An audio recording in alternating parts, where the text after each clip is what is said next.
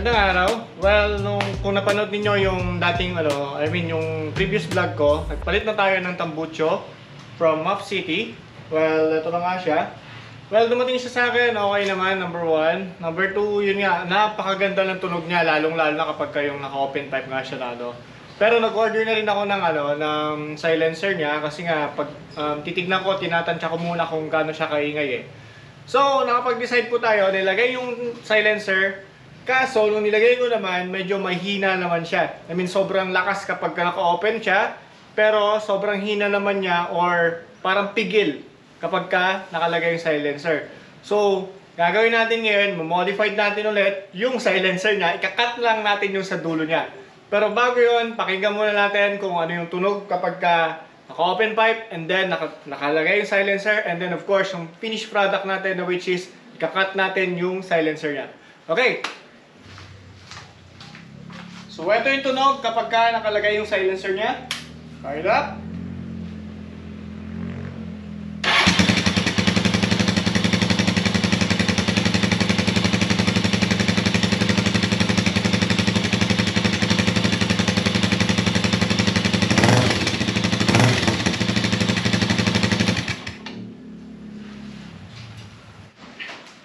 Yan naman, tatanggalin lang natin yung silencer niya, of course, gamit tong number 10.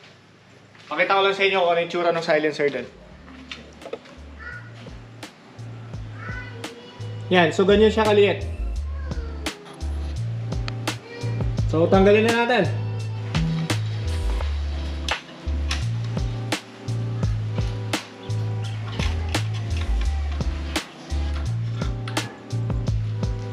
So, ito yung silencer niya. Ito yung sinasabi kong kakat natin dito para kahit pa paano medyo makahinga siya na Kasi yung hingaan niya kumbaga, ito lang yung mga butas na to. Itong mga maliliit lang na to. So, masyado siyang maliliit para sa akin. So, gagawin natin, kakat natin to dito. Pero kahit pa paano, mas maliit pa rin yung mas maliit pa rin yung butas niya. Compare mo dito sa open pipe. Right, so ngayon, pakinggan naman natin with the open pipe.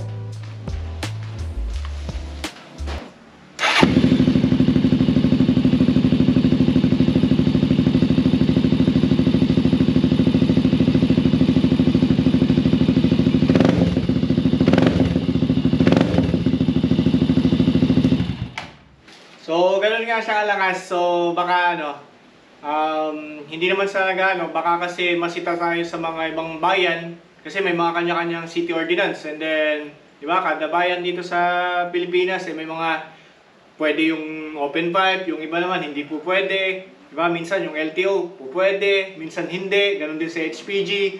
So, para safe na lang tayo, i-cut na lang natin to. Para at least kahit pa paano, nakakainga pa rin siya, and then hindi naman siya ganun kalakas, kumbaga. Well, ang reason naman natin kung bakit tayo nagpalit na ito, gawa nga yung stock niya, number 1 is kinakalawang, number 2 is masyado siya mababa para sa akin. Yun lang naman ang reason natin, wala man tayong balak na yun nga, magingay masyado, ganun. Right? So, cut na natin to.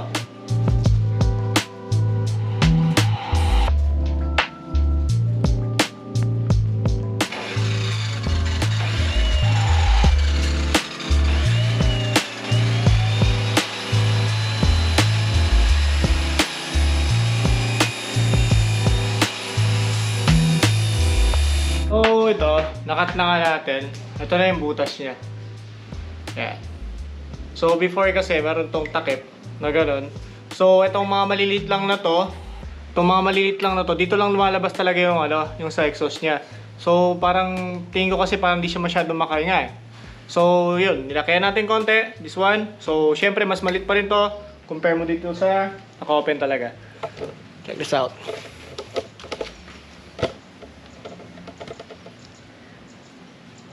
So, from ganyan, magiging ganito na lang siya. Then, kapit na natin, then sound check na rin natin, okay?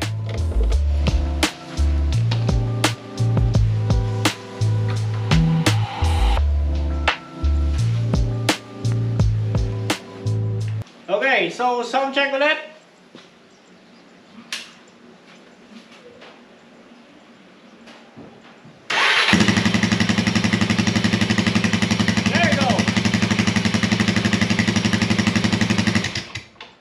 Sorry.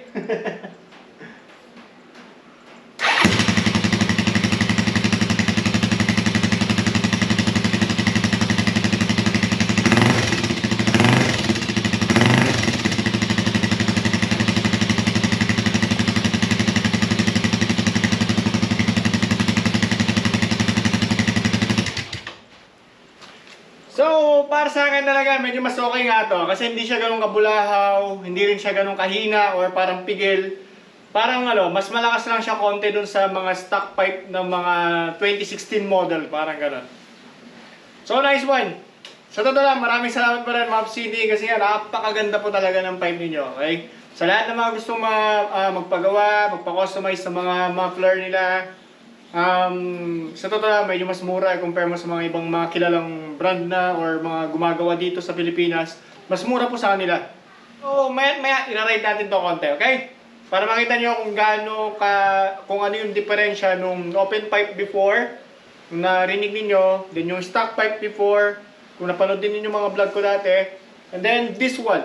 So, yan, i-ride natin konti and then para at least mapakinggan natin kung ano yung tunog niya in a high speed, and of course kung talagang maingay sa atin pagka naka-helmet na, kasi nung nakaraan yun sa may dun sa may open pipe ko, nagpunta ako ng Baguio, yun medyo pagka tumatagal medyo nakaka-stress din pala yung ganong tunog. I mean kapag ka tuloy-tuloy na yun. So kita-kits mamaya. Fire it up. There we go.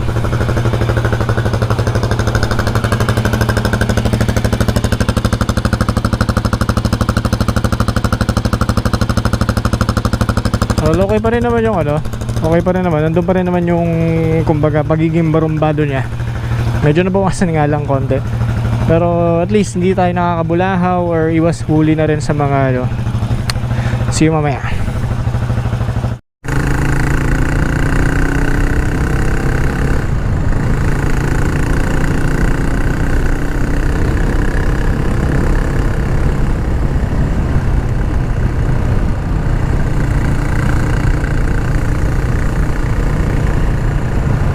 So yun po yung kanyang tunog kapag high rev. Okay naman, not bad. At least di ganun kaingay, di rin ganun katahimik.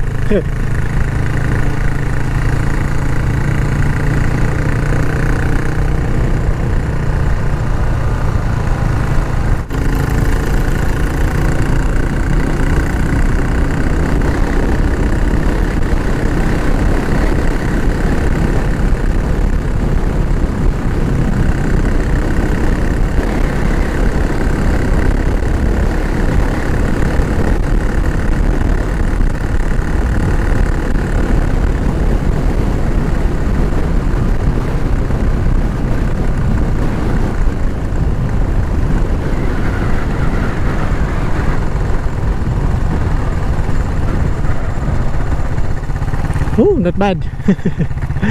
Mas natuwa ako ngayon kasi sa yung ko, siguro hindi lang talaga siguro ako sanay sa maingay. Kasi parang may iniisip ko rin na, di ba, may nakakabulahaw tayo, nakaka-storbo.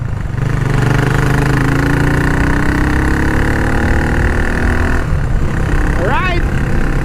Woo! Curve yan, kuya.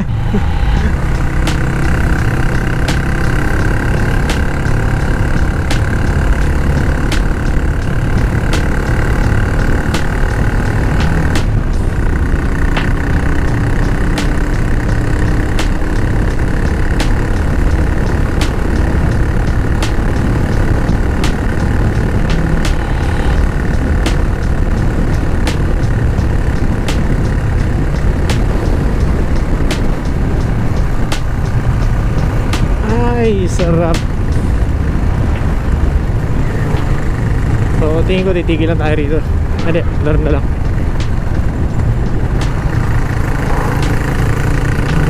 So kahit pa paano, medyo napanatag tayo na napanatag na kahit pa paano, iwas sa huli, diba? Iwas yung tipong magagalit yung kapitbahay natin. Pag start natin kinakabahan na nga doon yung mga kapitbahay. Para kasing kulog. Parang kulog yung dati niyang yung tunog. Grabe yung tipong kahit na ikaw na may motor, parang ano yun? Okay, so hinto na tayo banda rito.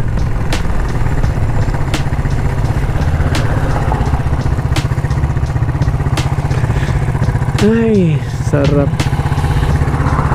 Yun. So maraming salamat ulit sa papanood. Ito na yung tsura niya ngayon. Ayan. So pininturahan ko siya kanina ng black. yung yung mismong silencer niya, yung tip niya. Pininturahan ko tapos pinasok ko siya konti para at least medyo hindi siya masyadong halata rito kasi yung tornilyo na medyo nakikita eh. So yun. Ano pa ba yung mga update natin dito kung mga yung mga na-upload ko ito. Sinarhan na natin yung yung lagayan ng side mirror dati. Nilagyan natin ng bolt. Ito. Yeah, may konting kamahalan nga lang tong bolt na to. Alright, so siya nga pala. Gusto nga pala yung shoutout din yung mga maraming salamat sa inyo. So yun, shoutout Christian David Imbudo. Shoutout din kay Nicholas Joel Yanson. Maraming salamat sir sa inyong mga papanood. And Billy Travel Vlogs. Yun. So sa mga sabi nga nila, yung mga small vloggers or yung mga nag-uumpisa pa lang mag-vlog, suportahan po natin sila. Yung mga kagaya kong mga nag-uumpisa pa lang, suportahan po natin. Kumbaga, yun lang, yung subscribe lang, libre naman. Yun, maraming salamat po ulit sa mga nanood. And sana nagustuhan ninyo tong content na to. And then kapag gusto nyo po, hit the like and subscribe para at least makagawa pa tayo ng may inspire po kaming gumawa pa ulit ng mga maraming content na kagaya neto. So, ride safe and God bless us all. Maraming salamat. Ciao.